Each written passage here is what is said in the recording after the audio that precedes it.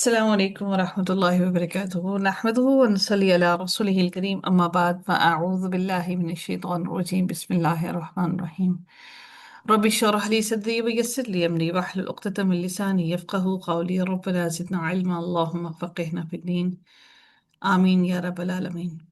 آغاز ہوتا ہے جی ہمارا رکوع نمبر 19 کا۔ آیت نمبر ہمارا 80 سے سورہ نحل چل رہی ہے اور پارہ نمبر 14 ہے۔ تفسیر کو دیکھتے ہیں۔ اللہ تعالیٰ ارشاد فرماتے ہیں ان اللہ یأمر بالعدل والإحسان وإیتاء ذی القربى وینہى عن الفحشاء والمنکر والبغی یعظکم لعلکم تذکرون۔ اللہ رب العزت ارشاد فرماتے ہیں، ارشاد ربانی ہے اس آیت کے اندر کہ یقیناً اللہ تعالیٰ عدل کا اور احسان کا اور رشتہ داروں کو دینے کا حکم دیتا ہے۔ اس آیت کی فضیلت کیا ہے کہ سیدنا ابن مسعود نے فرمایا اللہ تعالیٰ کی کتاب میں عظیم آیت اللہ لا الہ الا هو الحی القیوم ہے، اور وہ آیت جو اللہ تعالیٰ کی کتاب میں خیر اور شر کو کی جمع ہے، یعنی کہ اس کو جمع کرتی ہے، وہ النحل کی یہ آیت ہے۔ کون سی؟ یہ والی، خیر اور شر کو کیا ہے کہ یقیناً اللہ تعالیٰ عدل کا اور احسان کا اور رشتہ داروں کو دینے کا حکم دیتا ہے، اور وہ بے حیائی، خیر یہ ہو گئی، اب شر ہے وہ کیا ہے اس سے روکنے کے لیے، اور وہ بے حیائی اور برائی اور زیادتی سے روکتا ہے۔ وہ تمہیں نصیحت کرتا ہے تاکہ تم نصیحت حاصل کرو، وہ تمہیں ان تمام چیزوں سے روکتا ہے تاکہ تم نصیحت حاصل کرو۔ اللہ رب العزت نے واضح طور پر ہمیں فرما دیا۔ سیدنا ابن عباس رضی اللہ تعالیٰ عنہ نے فرمایا کہ عدل جو ہے وہ توحید ہے۔ عدل کرنا کیا ہے؟ توحید ہے۔ ان اللہ یأمر بالعدل، یعنی اللہ تعالیٰ تمہیں عدل کرنے کا حکم دیتا ہے۔ اس آیت کریمہ میں اللہ تعالیٰ نے جس عدل کا حکم دیا ہے وہ اللہ تعالیٰ کے حقوق کے بارے میں عدل اور بندوں کے حقوق کے بارے میں عدل کو شامل ہے۔ عدل یہ ہے کہ تمام حقوق کو پوری طرح ادا کیا جائے، بندہ مالی، بدنی اور ان دونوں پر مبنی حقوق اللہ اور حقوق العباد کو ادا کرے جو اللہ تعالیٰ نے اس پر واجب کیے ہیں، مخلوق کے ساتھ کامل انصاف کرے، اور ہر ہر معاملے میں عدل کا ساتھ دے۔ اس لیے سیدنا ابن عباس نے فرمایا کہ عدل کیا ہے؟ توحید ہے۔ اللہ تعالیٰ کے ساتھ اللہ تعالیٰ کے یعنی عدل کیا ہے؟ اللہ تعالیٰ عدل کا حکم دیتا ہے، اور وہ عدل جو اللہ رب العزت کے حقوق کے ساتھ ہے وہ کیا ہے کہ اللہ تعالیٰ کی توحید پر، وحدانیت پر یقین رکھے۔ رب العزت نے سورۃ المائدہ میں فرمایا کہ اور کسی قوم کی دشمنی تمہیں ہرگز اس بات کا مجرم نہ بنا دے کہ تم عدل نہ کرو، عدل کرو، یہی تقوی کے زیادہ قریب ہے۔ اللہ تعالیٰ سورہ نساء میں یہ بھی فرماتے ہیں کہ اور جب تم لوگوں کے درمیان فیصلہ کرو تو انصاف کے ساتھ فیصلہ کرو۔ ہم بدقسمتی سے ہمارا رجحان ایک طرف ہم جھک جاتے ہیں جہاں پر ہماری محبت زیادہ ہوتی ہے۔ سیدنا عبداللہ بن عمر سے روایت ہے کہ رسول اللہ صلی اللہ علیہ وآلہ وسلم نے فرمایا کہ انصاف کرنے والے رحمان کی دائیں جانب اللہ تعالیٰ کے نزدیک نور کے منبروں پر ہوں گے، اور اللہ تعالیٰ کے دونوں دائیں ہاتھ ہیں۔ یہ وہ لوگ ہوں گے جو اپنی رعایا اور اہل و عیال میں عدل و انصاف کرتے ہوں گے، اپنی اولاد، اپنے رشتہ داروں، اپنے بہن بھائیوں، اپنے والدین، اپنے نوکر چاکر، اپنی بہویں، بیوی بچے، ہر معاملے میں عدل کرنا انسان کے لیے لازم ہے۔ صرف عدل کرنے والا ہی اللہ تعالیٰ کے دائیں جانب ہوگا، اللہ کے نزدیک ہوگا، نور کے منبروں پر ہوگا۔ نبی اکرم صلی اللہ علیہ وسلم نے فرمایا کہ سب سے بڑا جہاد سلطان جابر کے سامنے کلمہ عدل کہنا ہے، یعنی کہ سخت جابر حکمران ہے، اس کے سامنے عدل کی بات کہنا سب سے بڑا جہاد ہے۔ نبی حضرت ابو ہریرہ رضی اللہ تعالیٰ عنہ سے روایت ہے کہ رسول اللہ صلی اللہ علیہ وسلم نے فرمایا کہ انسان کے بدن کے 360 جوڑوں میں سے ہر جوڑ پر اس دن کا صدقہ واجب ہے جس میں سورج طلوع ہوتا ہے، اور لوگوں کے درمیان انصاف کرنا بھی ایک صدقہ ہے۔ سبحان اللہ، عدل اتنی بڑی چیز ہے۔ امام قرطبی نے فرمایا کہ جس شخص کے گھر میں اس کی بلی کو اس کی خوراک اور ضروریات نہ ملے، اور جس کے پنجرے میں بند پرندوں کی پوری خبر گیری نہ ہوئی ہو، وہ کتنی ہی عبادت کرے محسنین میں شمار نہیں ہوگا۔ یعنی پرندے یہ جو ہیں آپ لوگوں کے ان پرندوں کو، پرندوں پر بھی عدل کرنا آپ کا کیا ہے، کہ ان پرندوں کو آپ ان کا کھانا پینا، اور آپ نے اگر کوئی جانور پال رکھا ہے تو ان کی تمام چیزیں بر وقت ان کو دی جائیں۔ یعنی آپ کے گھر پر اگر فور ایگزامپل آپ نے کسی پرندے کو عادت ڈال دی ہے کہ آپ کے پاس گھر آتا ہے، روزانہ کھانا کھاتا ہے، اب وہ آپ کے اوپر امید لگا کر بیٹھا، وہ ہر ہر جگہ پر نہیں جاتا کھانا ڈھونڈنے کے لیے، تلاش کرنے کے لیے، وہ خصوصی آپ کے گھر پہ، آپ کی جگہ پر، آپ کے منڈیر پر آتا ہے کھانا کھانے کے لیے، اور یہ اللہ تعالیٰ نے اس کے رزق کے لیے بندوبست کیا ہے، تو یہ بھی اب آپ کو اس کا حق ادا کرنا ہے۔ اللہ تعالیٰ اس کے نصیب کا رزق آپ کو دے رہا ہے، عطا کر رہا ہے۔ ہم خواتین سمجھتی ہیں ایک دن پکا کے دے دیا، ایک دن پکا کے ہم نے پرندوں کو ڈال دیا، تو دوسرے دن ہم اب کون گرمی ہے، اب آج کون پکائے، آج نہیں پکاتے، آج چھوڑو نہیں ڈالتے۔ تو وہ جو آس لگا کر آپ کے گھر پر، آپ کے منڈیر پر جو پرندہ آ کر بیٹھا ہے کھانے کی انتظار میں کہ یہاں پر کھانا پڑے تو ہم آ کر کھائیں، تو سوچئے کہ ایسے ہی جب جیسے آپ کا بچہ انتظار میں بیٹھا ہے کھانا کھانے کے لیے، اور آپ آرام سے بیٹھے ہیں، اے سی میں آرام کر رہے ہیں، اور اس کو کھانا نہیں پکا کر دے رہے، تو عدل ہر ہر معاملے میں کرنا لازم ہے۔ اللہ تعالیٰ نے عطا کیا ہے اس کے مال میں سے، یہ ہم اسی کے دیے ہوئے رزق میں سے لوگوں کو دے رہے ہیں، اللہ کی مخلوقات کو کھلا رہے ہیں، پلا رہے ہیں، ہم میں سے کوئی کسی کو کچھ نہیں کھلا سکتا۔ عبادات میں احسان کی وضاحت حدیث جبرائیل سے ہوتی ہے۔ سیدنا جبرائیل علیہ السلام نے فرمایا ہمیں احسان کے بارے میں بتائیے۔ سیدنا جبرائیل علیہ السلام نے فرمایا کیا، کہ ہمیں احسان کے بارے میں بتائیے، یعنی نبی کو صلی اللہ علیہ وسلم کے پاس آتے تھے، سوالات کرتے تھے تاکہ لوگ سمجھ سکیں، سیکھ سکیں۔ تو رسول اللہ صلی اللہ علیہ وسلم نے فرمایا تم اللہ تعالیٰ کی عبادت اس طرح کرو گویا کہ تم اسے دیکھ رہے ہو، اگر یہ درجہ نہ حاصل ہو تو پھر یہ تو سمجھ لو کہ تم اس کو دیکھ رہے، کہ وہ تمہیں دیکھ رہا ہے۔ جب ہمیں یہ دل میں یقین ہو جائے کہ اللہ ہمیں دیکھ رہا ہے، تو پھر کیسے ممکن ہے کہ ہماری عبادتوں میں خشوع اور خضوع نہ پیدا ہو؟ تو اللہ تعالیٰ فرماتے ہیں ان اللہ مع الذین اتقوا والذین هم محسنون، یقیناً اللہ تعالیٰ ان کے ساتھ ہے جو اس سے ڈر گئے، اور ان لوگوں کے جو نیکی کرنے والے ہیں۔ رسول اللہ صلی اللہ علیہ وسلم نے فرمایا تین شخص ہے جن کے لیے دگنا اجر ہے، ایک وہ جو اہل کتاب سے ہو اور اپنے نبی اور محمد پر ایمان لائے، اور دوسرے وہ غلام جو اپنے آقا اور اللہ تعالیٰ دونوں کا حق ادا کرے، اور تیسرے وہ آدمی جس کے پاس کوئی لونڈی ہو جس سے شباشی کرتا ہے، اور اسے آزاد کر کے اس سے نکاح کر لے، یعنی اگر وہ چاہے تو اس کو لونڈی بھی بنا کر رکھے، کیونکہ وہ لونڈی ہونے کے باوجود بھی وہ اپنی اپنی ضرورت ہر طرح کی جسمانی اور ذہنی اور کام کاج کروانے کی ہر طرح کی ضرورت پوری کر رہا ہے، لیکن وہ اس کو آزاد کر کے اس کو اپنے نکاح میں لے لے، تو اللہ کے نبی صلی اللہ علیہ وسلم نے فرمایا تو اس کے لیے دوہرا اجر ہے۔ نبی کریم صلی اللہ علیہ وسلم نے فرمایا ایک شخص راستے میں سفر میں مصروف تھا اور محو تھا، اس کو سخت پیاس لگ رہی تھی، اس نے راستے میں ایک کنواں دیکھا تو اس نے اس میں اتر کر پانی پیا، جب وہ باہر نکلا تو دیکھا ایک کتا پیاس کے مارے کیچڑ چاٹ رہا ہے، اس نے اپنے دل میں سوچا اس کتے کو بھی پیاس سے ویسی ہی تکلیف پہنچ رہی ہوگی جیسی مجھ پر گزری ہے، تو وہ پھر سے کنویں میں اترا اور اپنے موزے میں پانی بھر کر منہ میں اس کو پکڑ کر اوپر چڑھا، اور یوں اس نے کتے کو پانی پلایا۔ اللہ تعالیٰ نے اس کے کام کی قدر کی اور اس کو بخش دیا۔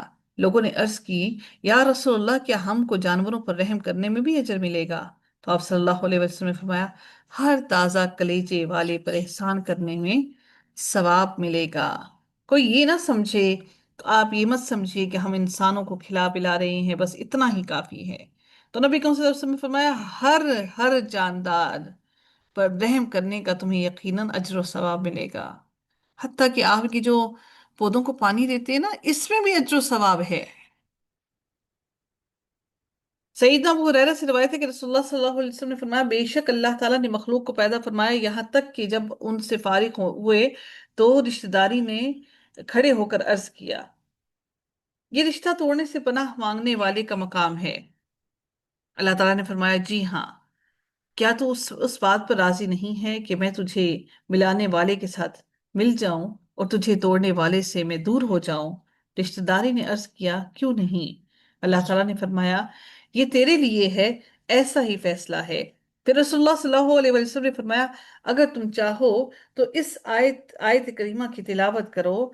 फहल असैतुम इन तवल्लैतुम अन तुफसिदू फिल अर्दी व तुकत्तिउ अरहामकुम उलाइका الذين लअनहुम अल्लाहु फअसम्महुम व अअमा अबसारहुम अफला यतदब्बरून القرآن अम अला कुलूबिन अक़फालुहा। फिर बिलाशुबा तुमसे तवक्का है कि अगर तुम हाकिम बन जाओ तो तुम जमीन में फसाद बर्पा कर दोगे और अपने रिश्तों को तोड़ दोगे। यही लोग हैं जिन पर अल्लाह ताला ने लानत भेजी है। बस उन्हें बहरा कर दिया और उनकी आंखों को अंधा कर दिया। तो क्या वो लोग कुरान में गौर नहीं करते, या कुछ दिलों में उनके ताले हैं। रसूलुल्लाह सल्लल्लाहु अलैहि वसल्लम ने फरमाया कि रिश्तेदारी अर्श के साथ लटकी हुई है। ये जो आपके रिश्ते नाते हैं ना, नबी करीम सल्लल्लाहु अलैहि वसल्लम ने इनके बारे में फरमाया कि रिश्तेदारी अर्श के साथ लटकी हुई है, और कहती है कि जिसने मुझे जोड़ा अल्लाह ताला उसे जोड़ेगा, और जिसने मुझे तोड़ा अल्लाह ताला उससे दूर होगा। रसूलुल्लाह सल्लल्लाहु अलैहि वसल्लम ने फरमाया, रिश्तेदारी तोड़ने वाला जन्नत में दाखिल नहीं होगा। और नबी पाक ने यह भी फरमाया कि जिस आदमी को ये बात पसंद हो कि उस पर उसका रिस्क कुशादा किया जाए, या उसके मरने के बाद उसको याद रखा जाए, तो चाहिए कि वो अपनी रिश्तेदारी को जोड़े। सईदा उमर बिन अल आस रजी अल्लाह ताला अन्हु बयान करते हैं कि नबी रहमतुल्लाह आलमीन सल्लल्लाहु अलैहि वसल्लम ने ऐलान फरमाया, मेरा खानदान मेरा दोस्त नहीं, मेरा दोस्त अल्लाह ताला और ईमानदार लोग हैं। दूसरी रिवायत में है कि लेकिन उनमें से मेरे कराबतदार है, उनमें से उन उन उनसे मेरी कराबतदारी है जिसे मैं कायम रखूंगा। यानी रिश्तेदारी को कायम रखना। आजकल हम समझते हैं दूर दूर रिश्तेदारों से दूरी ठीक है। अल्लाह ताला ने सूरह अल अनाम में फरमाया, अच्छा फिर अल्लाह रब्बुल इज्जत ने आगे फरमाया कि अगली अगली बात किस चीज से रोका अल्लाह ताला ने, अनिल फहशा व यनहा अनिल फहशा वल मुनकरी वल बगी। फाहशाई से मुराद बेहयाई है। इससे मुराद खुली हुई इखलाकी बुराइयां हैं। इससे मुराद हर वो बात है जो इंसान हद से बढ़कर करे। अल्लाह ताला ने सूरह अल-अनाम में फरमाया कि बेहयाई के करीब ना जाओ, उनमें से जो जाहिर हो और जो पोशीदा हो। अल्लाह ताला ने सूरह अल-अराफ में फरमाया, आप कह दें यकीनन मेरे रब ने बेहयाइयों को हराम करार दिया है, जो उससे जाहिर हो या पोशीदा, और गुनाह को और नाहक जुल्म को भी। अल्लाह ताला ने सूरह बनी इसराइल में फरमाया कि और जना के करीब भी ना जाओ, यकीनन वो हमेशा से बड़ी बेहयाई है और बुरा रास्ता है। नबी अकरम सल्लल्लाहु अलैहि वसल्लम ने फरमाया, इब्ने आदम पर उसकी जना से हिस्सा लिख दिया गया है, वो ला महाला उसे ले मिलेगा, उसे लाजमी मिलेगा। बस आंखों का जना शहवत से देखना है, और कानों का जना सुनना है, और जुबान का जना गुफ्तगू करना है, हाथों का जना पकड़ना है, और पाँव का जना चलना है, और दिल तमन्ना रखता है और ख्वाहिश करता है, और शर्मगाह इसकी तस्दीक करती है या उसको झुठलाती है। हाथ, आंख, कान, जुबान, पाँव, हर हर चीज की हिफाजत करेंगे तो शर्मगाह हिफाजत में आएगी।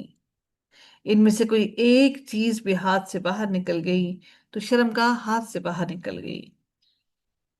नबी अकरम सल्लल्लाहु अलैहि वसल्लम ने फरमाया, अल्लाह ताला से ज्यादा गैरतमंद और कोई नहीं है। यही वजह है कि उसने बेहयाई के कामों को हराम किया है, और अल्लाह ताला से बढ़कर कोई अपनी तारीफ पसंद करने वाला नहीं। नबी अकरम सल्लल्लाहु अलैहि वसल्लम ने फरमाया, मोमिन ना तो ताना देने वाला है, ना ही लानत करने वाला है, ना ही फाहिश बकने वाला है, और ना ही बेहुदा बात करने वाला है। नबी पाक ने यह भी फरमाया, हया ईमान का टुकड़ा है और ईमान का अंजाम जन्नत है, और बेहयाई जुल्म है और जुल्म का अंजाम दोजख है। मेरे नबी ने यह भी फरमाया कि जिस चीज में बेहयाई आती है उससे ऐबदार कर देती है, और जिस चीज में हया आती है उससे जीनत बख्शती है। हम समझते हैं हाफ स्लीव्स कपड़े पहन लेना तो खूबसूरत लगेंगे, जरा ये गोरे गोरे बाजू वैक्सिंग कर लें, वैक्सिंग करके बाजू थोड़े से और अच्छे वाइट लगेंगे। हाँ चलो, बाजू नहीं दिखा रहे तो हाथ हम दिखा रहे हैं, तो हाथों तक हम पूरी पूरी वैक्सीन करके सफेद सफेद कलाइयां कम से कम नजर आ जाएं, तो खूबसूरत लगेंगे हम दूसरे लोगों को। अगर हमें सिर्फ अपनी जात को खुद को ही देखना पड़े ना, तो हम सारा कुछ वैक्सीन, ये थ्रेडिंग और ये सारे काम भूल ही जाएं, हम करें ही ना कोई भी काम, क्योंकि हमें दूसरों को दिखाना है। हम खवातीन, ये जो खवातीन जब क्या करती हैं, ये जो वर्किंग लेडीज होती हैं, वो क्या करती हैं, जब बाहर जाएंगी तो सारा अच्छे कपड़े पहनना, ओढ़ना पहनना, परफ्यूम लगाना, हल्का फुल्का से मेकअप कर लेना, और फिर जब वो वीकेंड होता है ना, जब घर पे होते हैं, we are relax today, we want to enjoy today, we want to be relax. तो क्या होता है, कपड़े जिस तरह की मर्जी हुए, फटे पुराने, अच्छा ये कपड़ा जो है सस्ता सा है, अच्छा सा नहीं है, अच्छा कोई बात नहीं, घर में पहनने के लिए हम इसको ले लेते हैं। What does it mean? घर में पहनने के लिए आप गंदा, घटिया, सस्ता कपड़ा पहन लें, और घर से बाहर निकलने के लिए आप ब्रांडेड सूट्स पहने। इट मीन्स कि your your husband deserve this. Husband ये डिजर्व करता है कि उसके सामने फटे हुए कपड़े, फटा हुआ जूता, बिखरे हुए बाल हों, और जब घर से बाहर जाएं तो हम बेहतरीन लिबास पहन कर जाएं, अच्छा लिबास पहन कर जाएं, क्योंकि लोग देखेंगे कि आपका ओढ़ना पहनना क्या है। तो वो जो इंसान ओढ़ने पहनने के लिए कमा कर ला रहा है, उसका क्या कसूर है? हम जब वर्किंग लेडीज होती हैं, जब वो घर से बाहर जाती हैं, बेहतरीन लिबास पहनती हैं, बेहतरीन ओढ़ती हैं, पहनती हैं, लोगों को दिखाने के लिए, घर वालों को दिखाने के लिए, हमने वही मासियां बन के घूमना है। यकीन जानिए, इसके लिए भी जवाबदेह हैं हम लोग। अल्लाह ने हमारी हर हर मामले में पकड़ करनी है, इसलिए खुद को रोकिए, इन तमाम मामलात से रोकिए। सैयदना अबू जर, बगी से मुराद, अब बगियों से मुराद क्या? मुनकर होना। सैयदना अबू जर जंदब बिन जनादा रज़ियल्लाहु ताला अन्हु से रवायत है कि नबी करीम सल्लल्लाहु अलैहि वसल्लम अल्लाह तबारक ताला से रवायत करते हैं कि अल्लाह ताला ने फरमाया, ए मेरे बंदो, मैंने अपने अपने नफ्स पर जुल्म को हराम कर लिया है, और उसे तुम्हारे दरमियान भी हराम कर दिया है। बस तुम एक दूसरे पर जुल्म ना करो, एक दूसरे पर ज्यादती ना करो, बगी, ज्यादती ना करो। अल्लाह ताला ने इन तमाम बातों को बयान करने के बाद मेरे रब ने आखिर में, यहाँ पर आप देख रहे हैं कि यहाँ पर वक्फ है, और वक्फ के बाद अब रब कायनात इन तमाम बातों को मुकम्मल करने के बाद अल्लाह ताला अब अगली बात इसी आयत को मुकम्मल करते हुए नसीहत कर रहे हैं। अल्लाह ताला फरमाते हैं कि वो तुम्हें नसीहत करता है, यईज़ुकुम लअल्लकुम तज़क्करून, ताकि तुम नसीहत पकड़ जाओ, ताकि तुम हदायत पकड़ जाओ, ताकि तुम नसीहत हासिल कर लो। आप अपने बच्चों को क्या करते हैं? नसीहत करते हैं ना, कि जो जिंदगी में गलतियां कोताहियां हमसे होगी, वो हमारे बच्चों से ना हो, वो अपना वक्त सेव कर लें, अपने आप को गलती की तरफ ना लेकर जाएं। अल्लाह हमें नसीहत इसीलिए करता है क्योंकि वो जानता है कि आखिरत का अजाब क्या है। अल्लाह ताला अपने गुस्से को जानता है, अल्लाह ताला अपने गैज़ और गज़ब को जानता है, अल्लाह ताला अपनी जहन्नुम को जानता है, अल्लाह ताला वो जन्नत भी जानता है जिस जो उसने मेरे और आपके लिए तैयार कर रखी है, लेकिन उसके लिए हमारी कोई कोशिश नहीं है। फिर रब ने अगली आयत में फरमाया, वअफ़ू बिअहदिल्लाहि इज़ा आहदतुम वला तंकुदुल ऐमाना बअद तौकीदिहा वक़द जअलतुमुल्लाह अलैकुम कफीला।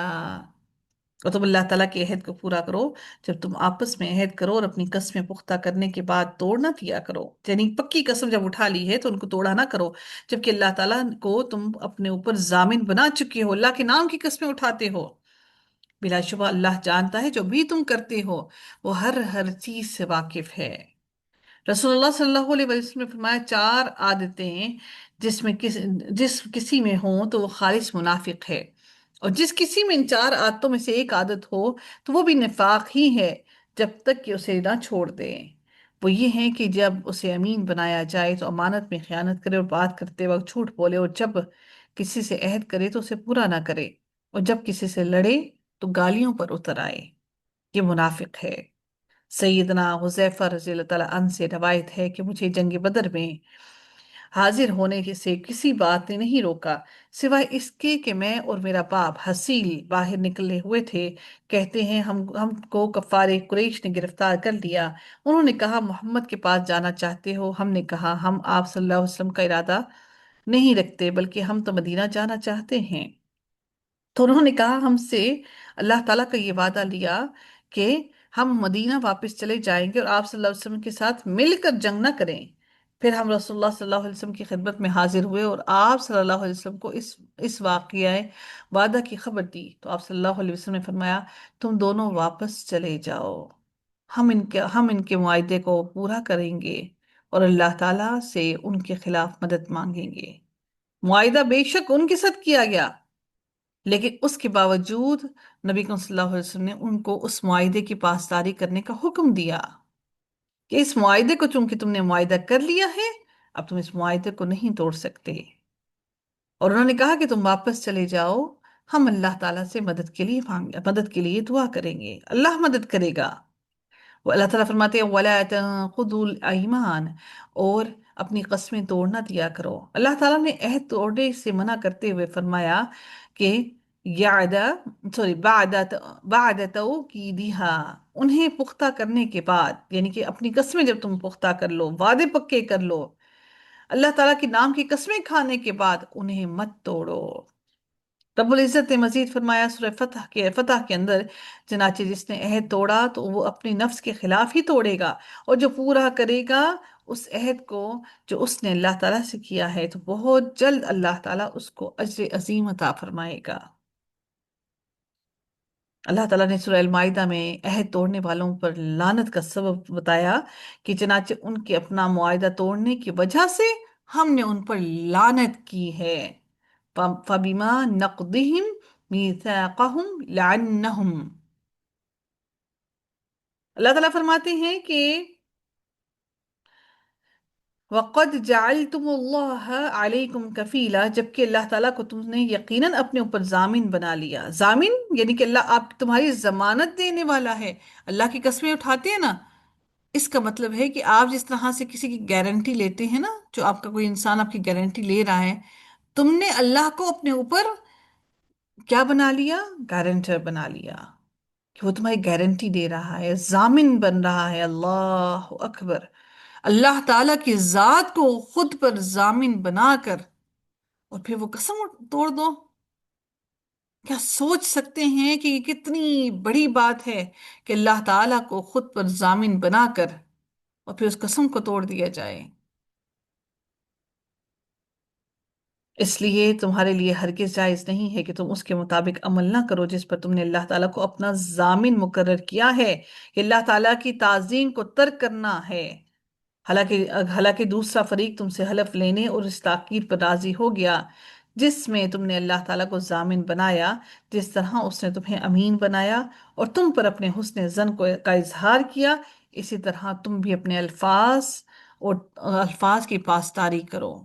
याद रखिएगा कि इंसान जो भी किसी भी मामले में कसम उठाता है, तो वो अल्लाह ताला को अपने ऊपर जामिन बना लेता है।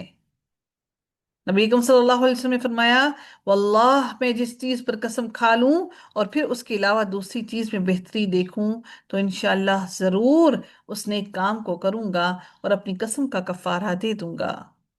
सईदना अबू हुरैरा से रवायत है कि एक आदमी को रात के वक्त नबी करीम सल्लल्लाहु अलैहि वसल्लम के पास देर हो गई, फिर अपने अहलो अयाल की तरफ लौटा तो बच्चों को सोता हुआ पाया। उसके पास उसकी बीवी खाना लाई तो उसने कसम खाई कि वो अपने बच्चों की वजह से नहीं खाएगा। फिर इसके लिए मसला जाहिर हो गया तो उसने खा लिया। फिर उसने रसूलुल्लाह सल्लल्लाहु अलैहि वसल्लम की खिदमत में हाजिर होकर उसका जिक्र किया तो आप सल्लल्लाहु अलैहि वसल्लम ने फरमाया, जो शख्स किसी बात की कसम खाए और फिर किसी दूसरी बात को उससे बेहतर पाए, तो अपनी कसम का कफारा अदा करे और बेहतर बात पर अमल करे। कफारा क्या है कसम खाने का? 3 रोज के रोजे, और वो भी मुतवातर। ऐसा नहीं कि एक रोजा रखे फिर बीच में गैप दे दिया, फिर दूसरा रख दिया, फिर तीसरा नहीं, मुतवातर रोजे रखना है। फिर रब ने अगली आयत में इरशाद फरमाया, वला तकूनु कल्लती नक़दत गज़लहा मिन बअद क़ुव्वतिन अंकाथा, اور تم اس عورت جیسے نہ ہو جاؤ جس نے مضبوط کرنے کے بعد اپنا سوت توڑ کر ٹکڑے ٹکڑے کر ڈالا۔ یہ بڑی اہم ترین بات ہے۔ انکاثن کا مطلب ہوتا ہے ٹکڑے ٹکڑے۔ یہ ایک عورت کا ذکر ہے، اس کا نام خرقہ تھا، جو مکہ میں رہتی تھی۔ وہ دن بھر سوت کاٹتی، پھر توڑ توڑ کر پھینک دیتی، سارا دن سوت کاٹتی۔ سوت ہوتا ہے نا، وہ دھاگا بنا کر کپڑا بناتے ہیں، اور وہ سوت جو ہے وہ بناتی رہتی تھی، سارا سارا دن کرتی، اور پھر رات کے وقت کیا کرتی، شام کے وقت اس کو توڑ دیتی۔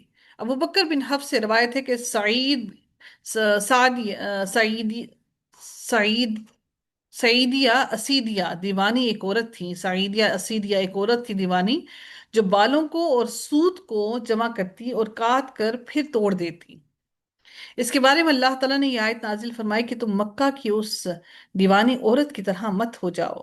اس مثال میں اس طرف اشارہ ہے کہ عقل و ہوش والے مرد اپنی قسمیں نہیں توڑتے ہیں، اور جو لوگ ایسا کرتے ہیں وہ احمق اور ناسمجھ عورتوں کی طرح عورتوں کے زمرے میں شامل ہو جاتے ہیں۔ جو شخص عہد توڑتا ہے دراصل اپنی رائے اور اپنا ارادہ بدلتا ہے۔ اس کی مثال اس کمزور عورت کی طرح ہے جو محنت کرتی ہے، بار بار سوت کاٹتی ہے، لیکن ٹکڑے ٹکڑے کر دیتی ہے، یعنی ایک ایسا کام کرتی ہے جس کا اسے کوئی فائدہ نہیں۔ سارا دن لگ لگ کر ایک ایک دھاگے کو الگ الگ کر کے وہ لگی رہتی ہے، محنت کر کر کر کر کر کے آخر میں پھر اس کو بالکل ختم کر دیتی ہے۔ اللہ رب العزت نے آیت کے اگلے حصے میں فرمایا کہ تتخذون ایمانکم دخلا بینکم، تم اپنی قسموں کو آپس میں فریب کا ذریعہ بناتے ہو۔ جو ناجائز بات ہے اس کو دخل کہتے ہیں، یعنی کہ دخلا بینکم، یعنی کہ تم اپنی قسم کیوں اٹھاتے ہیں دوسرے کو فریب دینے کے لیے؟ اللہ تعالیٰ فرماتے ہیں ان تکون امت ہی اربا من امہ، تاکہ ایک گروہ دوسرے گروہ سے زیادہ بڑھ جائے۔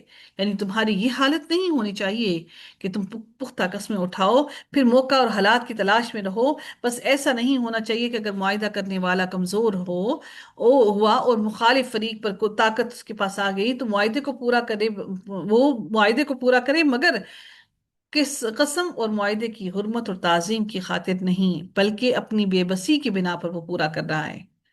اور اگر معاہدہ کرنے والا طاقتور ہو اور معاہدہ توڑنے میں اسے کوئی دنیاوی مصلحت نظر آتی ہو تو اسے توڑ ڈالے، دنیا کا فائدہ نظر آتا ہو تو اس معاہدے کو توڑ ڈالے، اور اللہ تعالیٰ کے ساتھ کیے عہد کی پرواہ نہ کرے۔ یہ سب کچھ خواہش نفس کی تابع ہو جائے انسان، اور اسے اللہ تعالیٰ کی مراد، اللہ تعالیٰ اللہ تعالیٰ کا اللہ تعالیٰ کی رضا، اس کو کوئی فائدہ، اس کو وہ نہ حاصل کرنا چاہے، بلکہ اس معاہدے کو توڑ ڈالے، یعنی دنیا کا مال وہ زیادہ سمجھتا۔ اور آج یہی معاملہ ہے، اگر کوئی انسان کمزور ہے اور وہ کسی کو قرض دے دیتا ہے یا کسی کی کوئی مدد کر دیتا ہے، تو وہ آخر میں ایٹ دا اینڈ ملتا کیا ہے کہ ہم اس نے کیا کر لینا، ہمارا کیا بگاڑ لینا ہے، بس نہیں واپس کرتے۔ آج یہ بات ہمارے معاشرے میں بہت عام ہو گئی ہے۔ رسول اللہ صلی اللہ علیہ وسلم نے فرمایا کہ کفر کے زمانے کی قسم کا اسلام میں کچھ اعتبار نہیں، یعنی کہ کفر کے زمانے کی جو قسم تھے اس میں اسلام میں اس کا کوئی اعتبار نہیں، اور جو قسم جاہلیت کے زمانے میں نیک بات کے لیے کی ہو وہ اسلام سے اور مضبوط ہو گئی، یعنی نیک کام کے لیے کیا ہے، قسم اٹھائی ہے، اسلام لے آئی تو تمہاری وہ قسم مزید پختہ ہو گئی، کیونکہ اسلام تمہیں حق اور سچ سکھاتا ہے۔ رسول اللہ صلی اللہ علیہ وسلم نے فرمایا کہ کبیرہ گناہ اللہ تعالیٰ کے ساتھ شرک کرنا، والدین کی نافرمانی کرنا، کسی کی ناحق جان لینا، اور یمین غموس یعنی قصدن چھوٹی قسم کھانا، یہ کبیرہ گناہ ہیں۔ یمین غموس جو ہے، یمین غموس، یہ جھوٹی قسم کو کہا جاتا ہے۔ نافع بیان کرتے ہیں کہ جب لوگ یزید بن معاویہ کی بیعت توڑنے لگے تو سیدنا عبداللہ بن عمر نے، حضرت عمر کے جو بیٹے تھے حضرت عبداللہ بن عمر نے اپنے تمام گھر والوں کو جمع کیا اور اللہ تعالیٰ کی تعریف کی، اور اس کے بعد فرمایا ہم نے یزید کی بیعت اللہ تعالیٰ اور اس کے رسول کی بیعت پر کی ہے، اور میں نے رسول اللہ صلی اللہ علیہ وسلم سے سنا ہے، آپ صلی اللہ علیہ وسلم نے فرمایا ہر غدار کے لیے قیامت کے دن ایک جھنڈا گاڑا جائے گا اور اعلان کیا جائے گا کہ یہ غدار فلاں بن فلاں کا ہے۔ اللہ تعالیٰ کے ساتھ کسی کو شریک کرنے کے بعد سب سے بڑا جو غدر ہے، کہ غدر کیا ہے کہ اللہ تعالیٰ اور اس کے رسول کی بیعت کسی کے ہاتھ پر کر کے توڑ دی جائے۔ یاد رکھو تم میں سے کوئی یزید کی بیعت نہ توڑے اور اس بارے میں حد سے نہ بڑھے، کیونکہ میرے درمیان اور اس یزید کے درمیان رسول اللہ صلی اللہ علیہ وآلہ وسلم کی بیعت ہے۔ آپ کو علم ہوگا کہ حضرت عثمان غنی رضی اللہ تعالیٰ عنہ کو جو شہید کیا گیا، اور پھر جب حضرت علی رضی اللہ تعالیٰ عنہ جب خلیفہ منتخب ہوئے، اور اس وقت بہت سے صحابہ کرام نے نبی حضرت علی رضی اللہ تعالیٰ عنہ کے ہاتھ پر بیعت نہیں کی۔ کیوں؟ کیونکہ وہ ان سے یہی کہہ رہے تھے کہ پہلے حضرت عثمان غنی رضی اللہ تعالیٰ عنہ کے قاتلوں کو سزا دی جائے، پھر ہم بیعت کریں گے۔ جبکہ حضرت علی رضی اللہ تعالیٰ عنہ نے کہا، فرمایا کہ پہلے تم میرے دست و بازو بنو، میری مدد کرو، کیونکہ میں کمزور ہوں، مجھے طاقت دو تاکہ میں ان کا مقابلہ کروں، ان کو میں سزا دے سکوں۔ اب وہ بیعت کر لیتے تو وہ بیعت کرنا دونوں طرح سے مصلحت دیکھیں، کہ بیعت کر لینے کے بعد پھر وہ ہر لحاظ سے ان کے تابع تھے، ہر لحاظ سے پھر وہ انکار نہیں کر سکتے تھے کسی بھی معاملے کے اندر۔ اور انہی کے اندر حضرت امیر معاویہ جو ہیں، وہ بھی ان میں شامل تھے جنہوں نے بیعت نہیں کی تھی، وہ بھی اس بات میں شامل تھے۔ اور حضرت عائشہ رضی اللہ تعالی عنہا جو ہیں، انہوں نے بھی یہ ڈیمانڈ کی تھی کہ پہلے ان قاتلوں کو لے کر آیا جائے۔ تو یہ تمام کی تمام معاملات جو یہ پولیٹیکلی ایشوز کریٹ ہوئے صحابہ کرام کے درمیان، یاد رکھیے گا دین، ایمان اور اسلام اور اللہ تعالیٰ کا حکم اور پولیٹیکلی جو پرابلمز ہوئے، وہ دونوں چیزیں بالکل الگ الگ ہیں۔ ان کا آپس میں ایک نظریاتی تفرقہ تو ہو سکتا تھا تمام صحابہ کرام کا، لیکن جہاں ایمان کی اور دین کی بات آئی، وہاں پر سارے کے سارے صحابہ کرام متفق تھے۔ آج بدقسمتی سے آج ہمارا معاملہ کیا ہو گیا کہ آج ہمارے درمیان میں جو تفرقہ پڑا ہے وہ ہمارے ایمان پر پڑا ہے۔ آج ہمارے درمیان میں جو تکرار آئی ہے وہ ہمارے ایمان پر تکرار آئی ہے۔ آج ہمارے ویوز تبدیل ہونے کے ساتھ ساتھ ہمارے ایمان کی جو حالتیں ہیں وہ بھی بدل گئیں۔ کیوں؟ اگر یہ نہ بدلتی ہماری حالتیں تو ہم آج بہت طاقتور ہوتے۔ ہم نے وہ فرقہ واریت کو اتنا زیادہ طول دے دیا کہ وہ فرقہ واریت اتنی بڑھا لی تاکہ ہم دوسرے فرقے کی طرف مڑ کر بھی نہ دیکھیں۔ ہم نے وہ دلوں کے اندر وہ نفرتیں ڈال لیں، پیدا کر لیں۔ صحابہ کرام کے دلوں میں نفرتیں نہیں تھیں ایک دوسرے کے لیے، ان کے دلوں میں ایک دوسرے کے لیے عقیدت، محبت اللہ اور اس کے رسول کی وجہ سے موجود تھی۔ میں نے جیسے کہا یہ ساری پولیٹیکلی ایشوز تھے، تو اس کے ساتھ جہاں قرآن کی، دین کی بات آئی، they were united at that time, at that place۔ آج اگر مسلمان اس بات کو سمجھ لیں تو یقیناً پوری دنیا کے اندر مسلمان ایک ایسی طاقت ابھر کر سامنے آئے کہ جن کا مقابلہ کوئی نہ کر سکے۔ اور یہی بات غیر مسلم نہیں چاہتے، یہی بات وہ نہیں چاہتے کہ ہم متحد ہو جائیں۔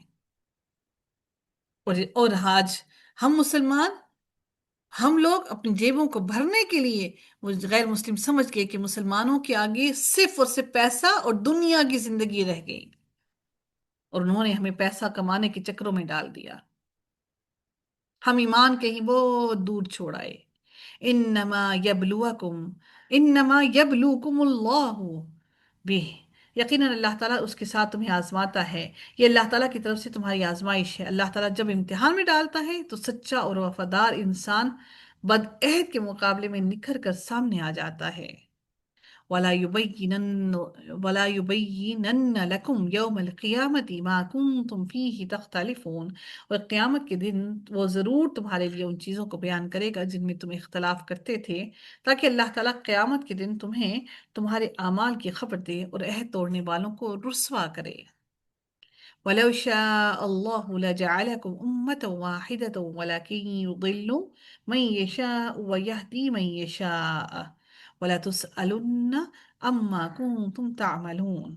اور اگر اللہ تعالیٰ چاہتا تو یقیناً سب کو ایک ہی امت بنا دیتا، سب کو مسلمان کر دیتا، لیکن وہ جسے چاہتا ہے گمراہی میں ڈال دیتا ہے، اور جسے چاہتا ہے ہدایت دیتا ہے۔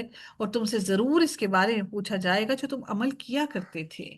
اللہ کے لیے قطعاً یہ مشکل نہیں کہ تمام کی تمام روئے ارض پہ جتنے بھی لوگ موجود ہیں، اللہ رب العزت تمام کے تمام لوگوں کو مسلمان کر دے۔ میرے رب کے لیے قطعاً مشکل نہیں ہے، قطعاً مشکل نہیں میرے رب کے لیے۔ لیکن اللہ تعالیٰ نے ایسا نہیں کیا۔ کیوں نہیں کیا؟ تاکہ وہ ہم سب کو آزما لے کہ کون ہے جو اللہ سے ڈر کر اس سے محبت کر کے اللہ کے دین کی طرف آتا ہے، اور کون ہے جو اللہ تعالیٰ کے دین سے دور ہو جاتا ہے۔ اللہ تعالیٰ فرماتے ہیں وَلَا تَتَّخِذُوا أَيْمَانَكُمْ دَخَلًا بَيْنَكُمْ فَتَزِلَّ قَدَمٌ بَعْدَ ثُبُوتِهَا وَتَذُوقُوا السُّوءَ بِمَا صَدَدتُّمْ عَن سَبِيلِ اللَّهِ وَلَكُمْ عَذَابٌ عَظِيمٌ۔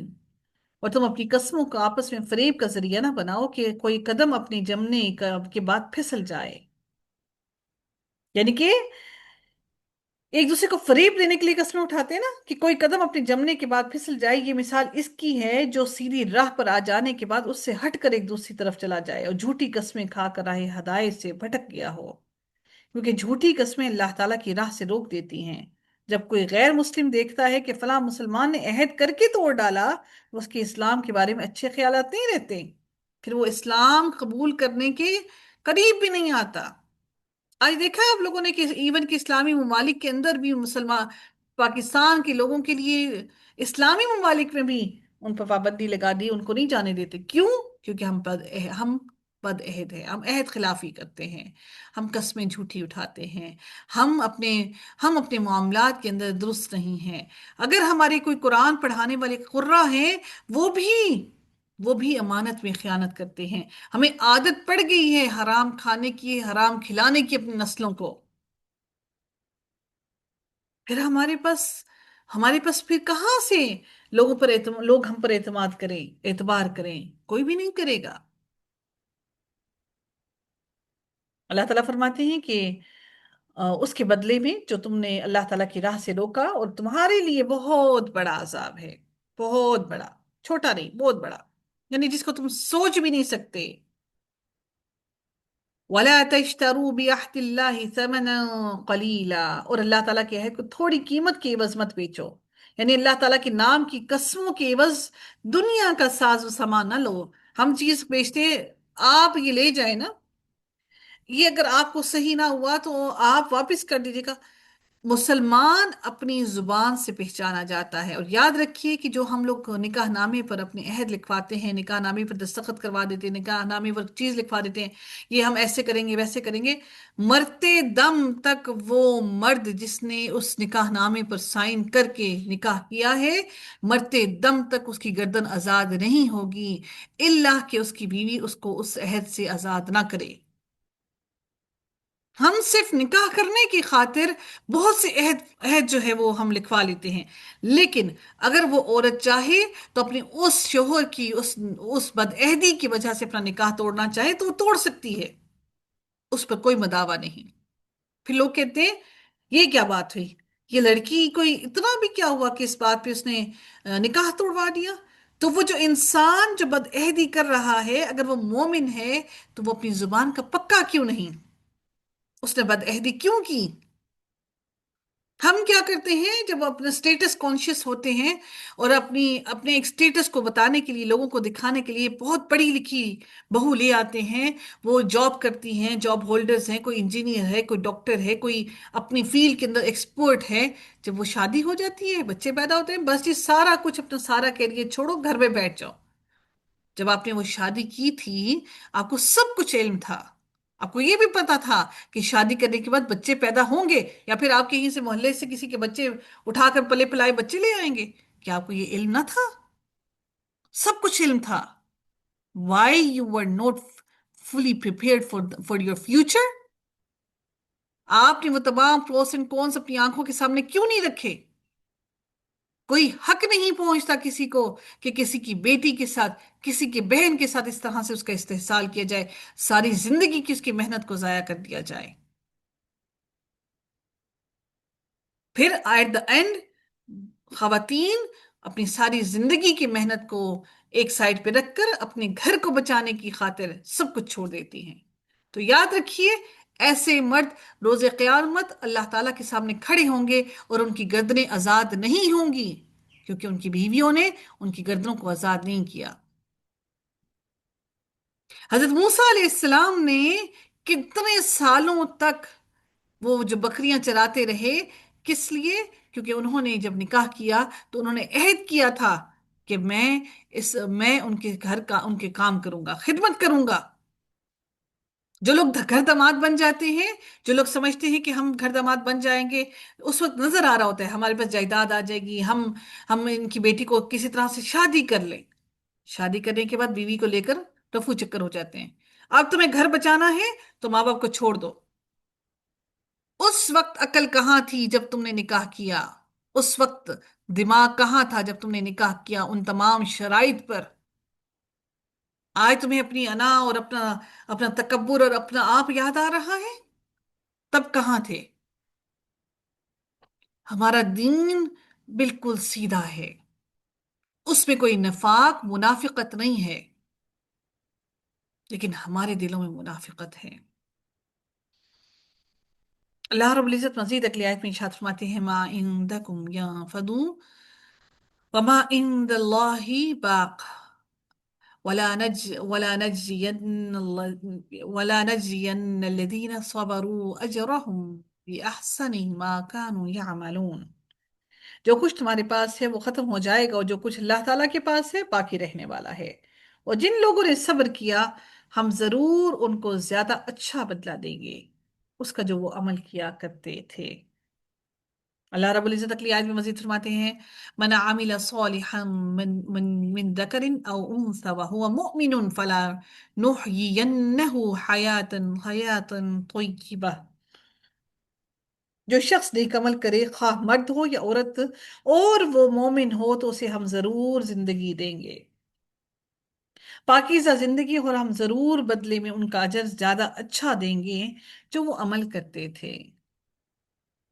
رسول اللہ صلی اللہ علیہ وسلم نے فرمایا، بے شک اللہ تعالیٰ کسی مومن سے ایک نیکی کا بھی ظلم نہیں کرے گا، دنیا میں اسے اس کا بدلہ عطا کیا جاتا ہے اور آخرت میں بھی اسے اس کا بدلہ عطا کیا جائے گا، اور کافر کو دنیا میں ہی بدلہ عطا کر دیا جاتا ہے جو وہ نیکیاں اللہ تعالیٰ کی رضا کے لیے کرتا ہے، یہاں تک کہ جب آخرت میں فیصلہ ہوگا تو اس کے لیے کوئی نیکی نہ ہوگی جس کا اسے بدلہ دیا جائے۔ آپ دیکھتے ہیں ان کی زندگی عیش و عشرت میں مزے، سارا کچھ نظر آ رہا ہوتا ہے، اس لیے کہ اللہ تعالیٰ نے ان کو صرف دنیا عطا کی۔ اگر اللہ تعالیٰ نے کہیں نہ کہیں ہماری پکڑ کر رکھی ہے، کہیں نہ کہیں کسی آزمائش میں مبتلا ہیں، تو یقیناً اللہ تعالیٰ ہمیں ہمارے اجر و ثواب کو آخرت کے لیے بھی بچا کر اللہ نے رکھا ہے۔ بڑی اہم ترین آیت، فَإِذَا قَرَأْتَ الْقُرْآنَ فَاسْتَعِذْ بِاللَّهِ مِنَ الشَّيْطَانِ الرَّجِيمِ۔ اللہ تعالیٰ نے یہ تمام باتیں ایکسپلین کرنے کے بعد، اللہ تعالیٰ نے سکون دل کی، اطمینان قلب کی، سکون نفس کی، یہ تمام باتیں اور اجر و ثواب کی تمام باتیں بیان کرنے کے بعد اللہ تعالیٰ نے کہ اب یہاں پر اس بات کرنے کی حکمت کیا تھی کہ اللہ تعالیٰ نے فرمایا کہ پس جب آپ قرآن پڑھیں تو شیطان مردود سے اللہ تعالیٰ کی پناہ مانگیں۔ اعوذ باللہ من الشیطان الرجیم پڑھنا لازم ہے، فرض ہے، واجب ہے، لازم ہے، یہ اللہ نے قرآن میں کہہ دیا۔ آپ اگر قرآن پڑھ رہے ہیں، اگر بیچ میں دنیا کی بات شروع ہوئی تو آپ جب واپس اپنا سلسلہ توڑیں گے، تعوذ کو پڑھ کے آپ واپس قرآن کو پڑھنا شروع کریں گے۔ کیوں؟ کیونکہ انسان جب قرآن پڑھتا ہے تو شیطان بھی ساتھ بیٹھا ہوتا ہے، فرشتے تو سن رہے ہوتے نا، شیطان بھی ساتھ بیٹھا ہوتا ہے۔ کیوں؟ تاکہ وہ تمہارے دلوں میں وسوسوں کو ڈالے اور تمہیں راہ راست سے ہٹا کر تمہیں گمراہی کے اندھیروں کی طرف ڈالے، اور تمہیں اس قرآن سے ہدایت نہ حاصل کرنے دے۔ اس لیے اللہ تعالیٰ نے نبی اکرم صلی اللہ علیہ وسلم کو حکم دیا کہ جب آپ قرآن کی تلاوت کریں تو اللہ تعالیٰ کے ذریعے مردود شیطان کے وسوسوں سے پناہ مانگیں، تاکہ وہ آپ کے دلوں کے اندر وسوسے نہ ڈالے، شبہات کو نہ ڈالے۔